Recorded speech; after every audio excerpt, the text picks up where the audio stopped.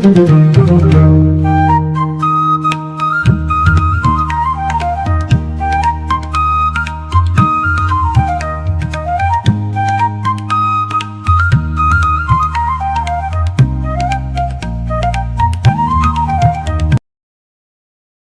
को सादर प्रणाम। वैशेषिक दर्शन की भौतिकी पाठ्यक्रम के इस 5वें मॉड्यूल में आप सभी का हार्दिक स्वागत एवं अभिनंदन। आज के इस मॉड्यूल में हम वैशेषिक दर्शन में पदार्थ की संकल्पना के विषय में पढ़ेंगे। इस मॉड्यूल के द्वारा आप पदार्थ की संकल्पना को समझ सकेंगे, पाश्चात्य दर्शन में पदार्थ की परिकल्पना को जान सकेंगे तथा वैशेषिक दर्शन में पदार्थ के संप्रत्य से अवगत हो सकेंगे। तो आइए प्रारंभ करते हैं। वैशेषिक दर्शन में पदार्थ की अवधारणा अत्यंत महत्वपूर्ण है, क्योंकि इसमें जगत के सभी अभिधेय तत्वों का समावेश हुआ है। वैशेषिक दर्शन को न्याय की अपेक्षा अधिक मौलिक, कट्टर तथा उपयोगी दर्शन माना गया है। इसका कारण यह है कि यह वैशेषिक दर्शन न्याय के षोडश पदार्थों की भांति तार्किक या मानसिक नहीं है, अपितु सर्वथा वास्तविक है।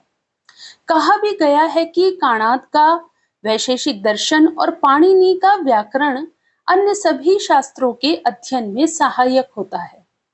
काणादम पाणिनीयम च सर्वशास्त्रोपकारकम। वस्तुतः पाणिनि का व्याकरण पद ज्ञान का साधन है और वैशेषिक मूलतः पदार्थ विद्या है, जिसके अनुसार ज्ञान के सभी विषय अथवा जगत की सभी वर्ण वस्तुएं पदार्थ कहलाती हैं। वास्तव में वैशेषिक दर्शन का मूल उद्देश्य जगत के स्वरूप एवं उसकी उत्पत्ति के विषय में वैज्ञानिक विश्लेषण प्रस्तुत करना है।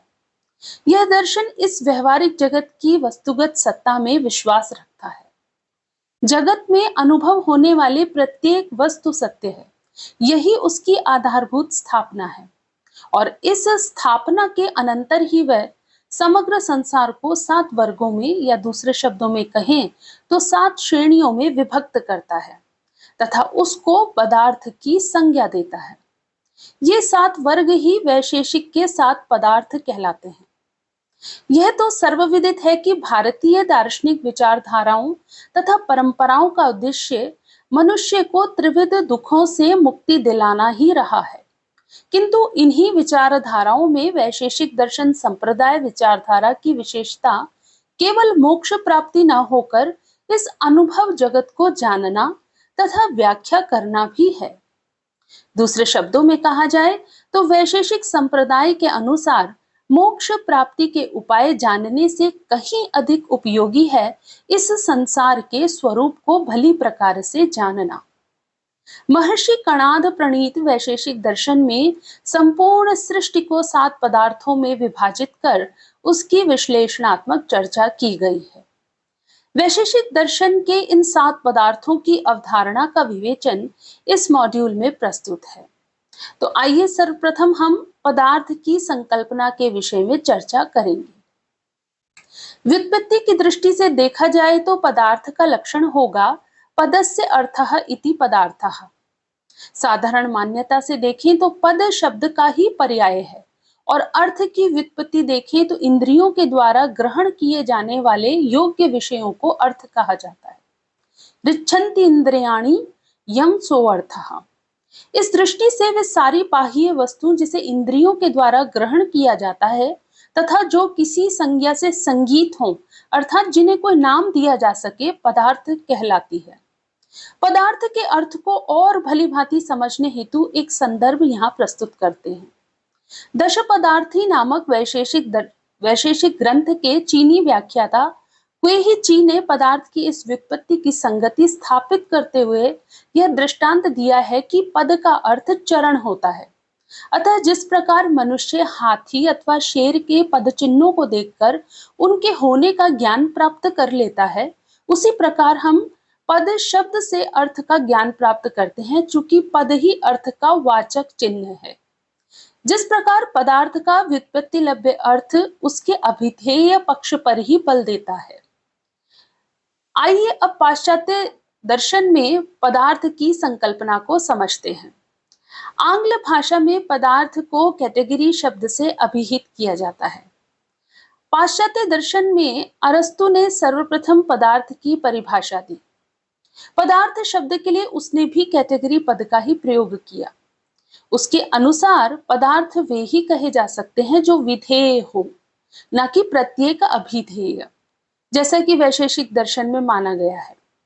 अरस्तु द्वारा माने गए पदार्थों की संख्या 10 है। द्रव्य, गुण, संख्या, संबंध, स्थान, काल, संस्थान विशेष, जाति, कर्म और अभाव। किंतु यह अरस्तु का पदार्थ विभाजन तार्किक अधिक और तात्विक कम दिखाई पड़ता है, क्योंकि इन 10 पदार्थों में से द्रव्य के अतिरिक्त सभी दूसरे की विशेषता प्रकट करते हैं। अतः केवल द्रव्य को ही स्वतः स्थायी अथवा सत कहा जा सकता है। इस प्रकार द्रव्य के अतिरिक्त अरस्तु के पदार्थ भी केवल अभिधेय होने से वैशेषिक के पदार्थों जैसे ही हो जाते हैं। अंतर मात्र संख्या का रह जाता है।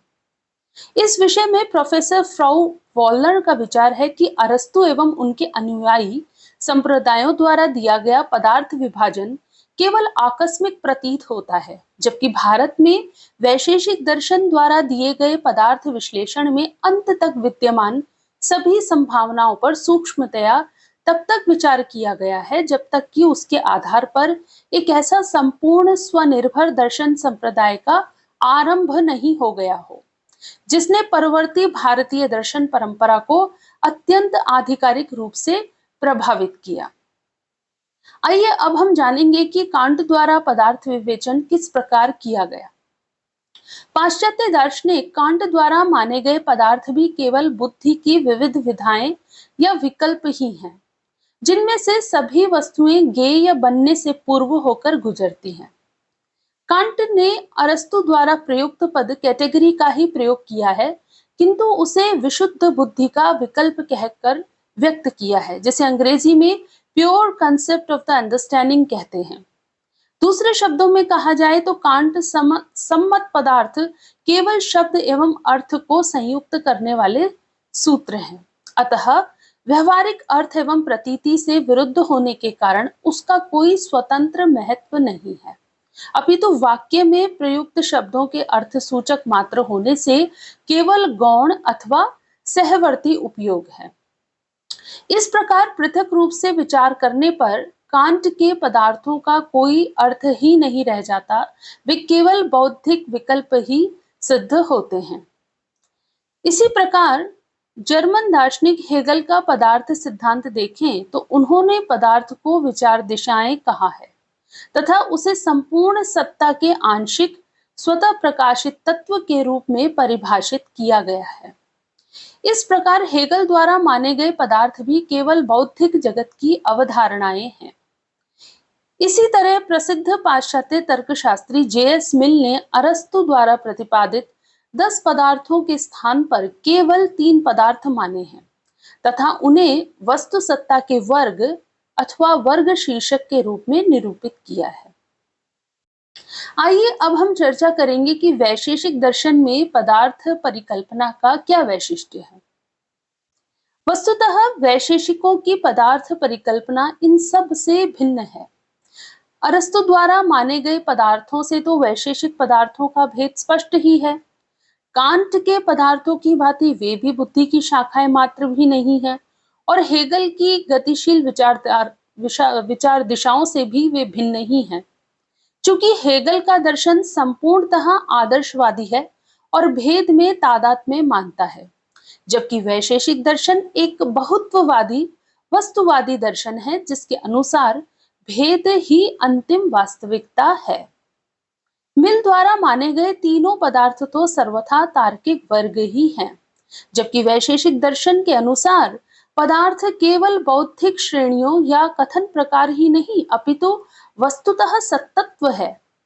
अतः संप्रति सिद्धांत मतानुसार पदार्थ के लक्षण एवं ऐतिहासिक विकास क्रम पर विचार करना अभीष्ट हो जाता है।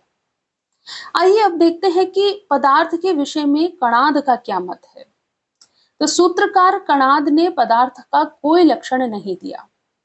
वैशेषिक सूत्रों में यह पद केवल एक बार प्रयुक्त हुआ है और उस सूत्र को भी अनेक आधुनिक विद्वान जैसे राधा कृष्णन, बोडास, नारायण आदि प्रशिक्त मानते हैं। अतः सूत्रों से पदार्थ शब्द के लक्षण पर कोई प्रकाश नहीं पड़ता है। यद्यपि सूत्रकार ने द्रव्य, गुण एवं कर्म तीनों को अर्थ पद से अभिहित किया है तथा उन्हीं तीनों के साधर्म्य प्रशस्त पाद ने इस प्रकार बताए हैं, जैसे सत्व, अनित्यत्व, द्रव्यत्व, कारणत्व और सामान्य विशेषवत्व। अतः यदि अर्थ को ही पदार्थ का पर्याय माने तो यह कहा जा सकता है कि कणाद के अनुसार अर्थ के उक्त साधर्म्य ही पदार्थ के लक्षण रूप में प्रयुक्त किए गए हैं। प्रशस्त पाद के अनुसार पदार्थ सामान्य के तीन साधर्म्य हैं: अस्तित्व, अभिधेयत्व, गेयत्व, तथा ये ही पदार्थ के प्राचीनतम लक्षण भी हैं। वैशेषिकों के अनुसार पदार्थ की परिकल्पना इन्हीं तीन लक्षणों के समन्वय पर आधारित है। अतः इन तीनों पर पृथक पृथक रूप से विचार किया जा सकता है। जैसे सर्वप्रथम अस्तित्व, तो प्रत्येक पदार्थ का अपना एक विशेष स्वरूप होता है, अस्तित्व होता है। दूसरे शब्दों में कहें तो सभी पदार्थों की भिन्न भिन्न सत्ता होती है। श्रीधराचार्य ने इसे इस प्रकार स्पष्ट किया है कि किसी वस्तु का जो स्वरूप है वही उसका अस्तित्व है। यस्य वस्तुनो यत् स्वरूपम तदैव तस्य अस्तित्वम। इसी तरह न्याय लीलावतीकार ने अस्तित्व को सत्ता संबद्ध बुद्धि कहा है तथा व्योम शिवाचार्य ने भी अस्ति अथवा सत इस प्रकार के ज्ञान को ही अस्तित्व कहा है।